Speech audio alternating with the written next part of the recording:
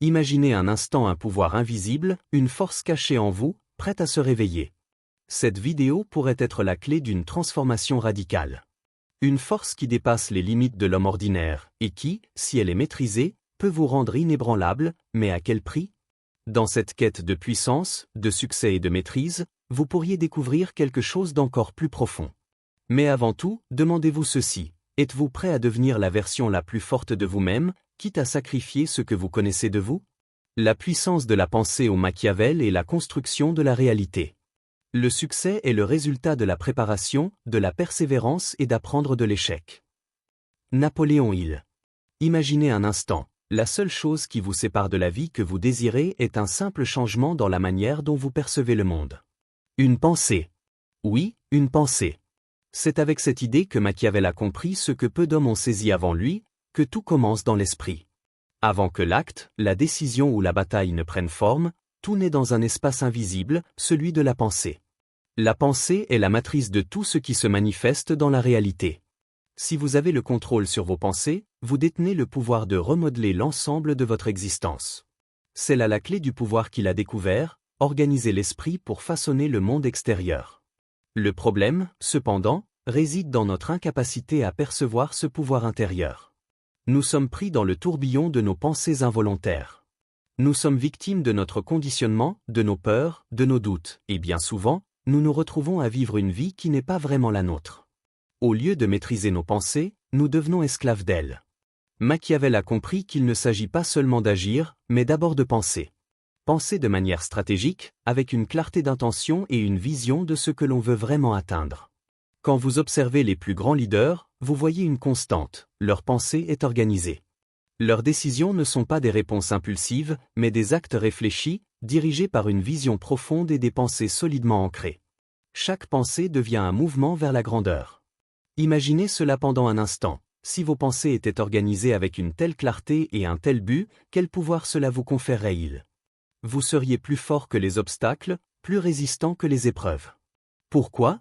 Parce que la réalité commence d'abord dans l'esprit, et une fois que vous avez dominé votre esprit, la réalité extérieure ne devient qu'une extension de votre volonté intérieure. Pensez à cette citation puissante de Napoléon, « Ce que l'esprit peut concevoir et croire, il peut l'accomplir ». Cela vous semble peut-être simpliste, mais la vérité est que la majorité des gens vivent sous l'illusion que leur monde extérieur détermine leur réalité. Ils attendent que les circonstances se transforment pour ressentir un changement. Mais la vérité est inverse. Vous devez d'abord changer votre manière de penser pour voir la transformation dans le monde extérieur. Si vous vous arrêtez une seconde pour réfléchir, peut-être que vous vous êtes déjà dit, si je pouvais simplement contrôler mes pensées, tout deviendrait plus facile. Et c'est là que réside la véritable puissance. Cette prise de pouvoir ne réside pas dans l'effort physique, mais dans l'effort mental. C'est cette capacité à orienter votre esprit dans la direction que vous souhaitez prendre. Que se passerait-il si vous arrêtiez de penser aux limites et commenciez à envisager vos pensées comme des outils de création? Que se passerait-il si vous cessiez de vous voir comme une victime des circonstances, mais comme le créateur d'un tout nouveau monde? L'esprit humain est comme un jardin. Ce que vous y plantez, vous le récoltez. Si vous semez des pensées de doute, vous récoltez de l'incertitude. Mais si vous semez des pensées d'ambition, de clarté et de puissance, alors vous récoltez une vie de possibilités infinies. Machiavel savait cela. Il a compris que pour prendre le contrôle, il fallait d'abord prendre le contrôle de soi-même, de son esprit, de ses pensées. Si vous devenez le maître de votre pensée, alors le monde extérieur ne sera qu'un miroir de ce que vous avez cultivé à l'intérieur. Revenons à la citation d'Hill, « Ce que l'esprit peut concevoir et croire, il peut l'accomplir ». En d'autres termes, ce n'est pas le manque de ressources qui vous freine. Ce n'est pas la chance, ni même les circonstances extérieures. Ce qui vous freine, c'est votre pensée. Si vous pouvez concevoir la vie que vous voulez, croire fermement en elle et la visualiser de manière claire et précise, alors vous avez déjà commencé à la créer. Ce n'est pas un concept abstrait, c'est une vérité profonde. C'est dans l'ordre du possible. Pensez à l'histoire des plus grands bâtisseurs de l'histoire, à ceux qui ont modifié le cours de l'humanité. À des visionnaires comme Thomas Edison ou Nikola Tesla, qui ont vu des mondes invisibles, des inventions qui n'existaient pas encore. Avant même de réaliser une invention, ils l'avaient déjà vécu dans leur esprit. Ils ont maîtrisé leurs pensées pour donner forme à la matière. Vous avez cette même capacité. Vous pouvez être comme eux. Vous avez le pouvoir, là, en vous, d'orienter votre pensée de manière telle qu'elle devienne un moteur irrésistible de création et de transformation. Alors, la vraie question qui se pose à vous aujourd'hui, c'est la suivante. Êtes-vous prêt à prendre le contrôle de vos pensées? Êtes-vous prêt à prendre le pouvoir sur la réalité que vous souhaitez créer? Car tant que vous restez à la merci de vos pensées, vous êtes esclave d'une réalité que vous n'avez pas choisie. Mais si vous commencez à organiser et à diriger vos pensées, vous devenez le maître de votre destin.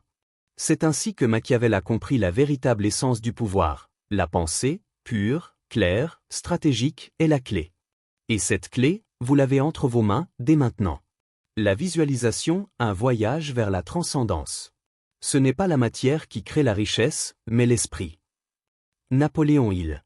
La visualisation, un mot que l'on entend souvent, un concept qui flotte dans l'air comme une promesse de grandeur. Vous l'avez probablement déjà rencontré dans des livres de développement personnel, dans des conférences inspirantes, ou même dans des conversations sur la réalisation de soi. Mais avez-vous réellement saisi la profondeur de ce pouvoir caché? Il ne s'agit pas d'un simple exercice de rêve éveillé, c'est une force qui, si elle est utilisée correctement, peut vous propulser bien au-delà des limites ordinaires. Machiavel l'a compris avant même qu'il n'y ait un terme pour cela. Dans sa vision stratégique du pouvoir, il savait que toute grande réalisation, toute victoire, commence par une idée, une image mentale, une visualisation. Ce n'est pas une simple imagination éphémère. Ce n'est pas une rêverie sans but. C'est une vision claire et précise, une projection de ce qui pourrait être, mais n'est pas encore. C'est la capacité de voir, non seulement ce qui est possible, mais ce qui est déjà en vous, ce que vous êtes destiné à devenir. Vous ne devenez pas ce que vous êtes par un simple désir, mais par une vision, un engagement profond à voir une version plus grande et plus forte de vous-même. Ce processus de visualisation consciente est un voyage vers la transcendance. La question à poser, êtes-vous prêt à aller plus loin que la simple pensée et à créer une réalité qui vous dépasse? Imaginez un instant. Fermez les yeux. Visualisez-vous au sommet de votre potentiel. Vous avez surmonté tous les obstacles. Vous avez traversé les épreuves comme une force invisible, un guide intérieur qui ne faiblit jamais. Chaque défi que vous avez affronté n'a fait que renforcer votre conviction, augmenter votre puissance. Vous n'êtes plus le spectateur de votre vie, vous êtes l'acteur principal, le créateur de votre destinée. Cette image que vous avez dans votre esprit, cette force tranquille, ce sentiment de domination intérieure, c'est là où tout commence. Machiavel savait qu'aucun grand leader, aucun génie de l'histoire, ne s'est élevé sans cette vision, cette certitude intérieure. Ce n'est pas simplement une question de vouloir, mais d'embrasser avec une telle ferveur l'idée de ce que l'on peut devenir que l'on s'en approprie chaque détail. Tout commence dans l'esprit. La grande question est donc, si vous parvenez à visualiser votre propre grandeur, si vous y croyez si fermement, pourquoi ne serait-ce pas une réalité? L'esprit est le terrain où l'on plante les graines de la réalité future. Ce que vous choisissez de nourrir dans votre esprit est ce qui se manifestera. Prenons un exemple frappant, Walt Disney. Un homme qui a bâti un empire non pas avec une main pleine de ressources, mais avec un esprit foisonnant d'idées, de rêves.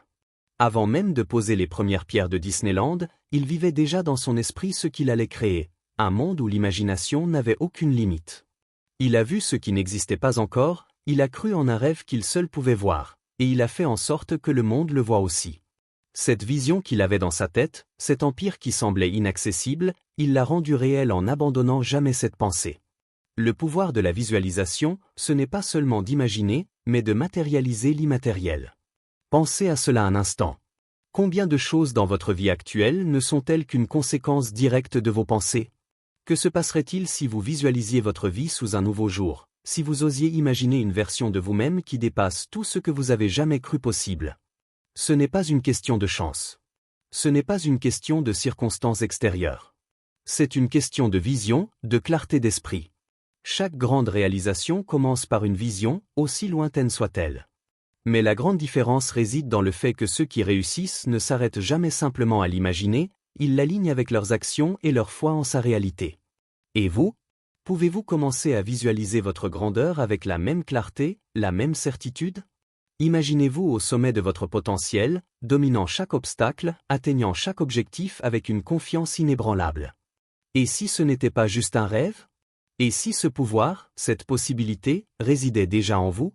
La vraie question n'est pas de savoir si vous pouvez le faire, mais si vous êtes prêt à investir pleinement votre esprit dans cette quête de transformation. La visualisation n'est pas seulement une compétence, c'est un mode de vie. Ceux qui réussissent, ceux qui transcendent les limites de la réalité matérielle, comprennent que la vision précède l'action. Sans elle, aucune action n'a de véritable direction. C'est dans cet espace de visualisation claire que tout devient possible. Alors, êtes-vous prêt à vivre dans cet état de visualisation constante? Êtes-vous prêt à créer une réalité qui ne dépend que de votre capacité à voir plus grand et à croire plus fort? C'est ce voyage qui vous attend, mais il commence par un simple acte, visualiser ce qui n'est pas encore, et le rendre vivant, ici et maintenant, dans votre esprit. La question demeure, êtes-vous prêt à franchir cette ligne et à transformer votre vision en réalité? Parce qu'une fois que vous aurez pris ce pas, il n'y a pas de retour possible. L'autosuggestion ou la force de l'invisible. Ce que vous pensez de vous-même, vous le devenez. Napoléon Hill. L'autosuggestion, un concept qui semble simple, mais qui détient une force cachée d'une puissance incroyable. Imaginez un instant, chaque mot que vous vous dites, chaque pensée que vous laissez s'imprimer dans votre esprit, devient un commandement silencieux, une directive qui influence votre être intérieur. Cette pratique de nourrir consciemment votre esprit avec des affirmations et des pensées positives est la clé d'une transformation radicale. Machiavel, dans sa recherche du pouvoir, savait que l'un des plus grands leviers à la disposition de l'homme était le contrôle de son propre esprit. Le pouvoir ne réside pas seulement dans ce que vous faites, mais dans ce que vous vous dites à vous-même, chaque jour. Tout commence par une parole, un murmure silencieux qui façonne votre réalité. Ce que vous pensez de vous-même, vous le devenez. Cette vérité simple mais puissante, exprimée par Napoléon Hill, résume l'essence même de l'autosuggestion. Vous devenez ce que vous croyez être. Si vous croyez en votre faiblesse, vous serez limité. Mais si vous croyez en votre force, vous vous élèverez.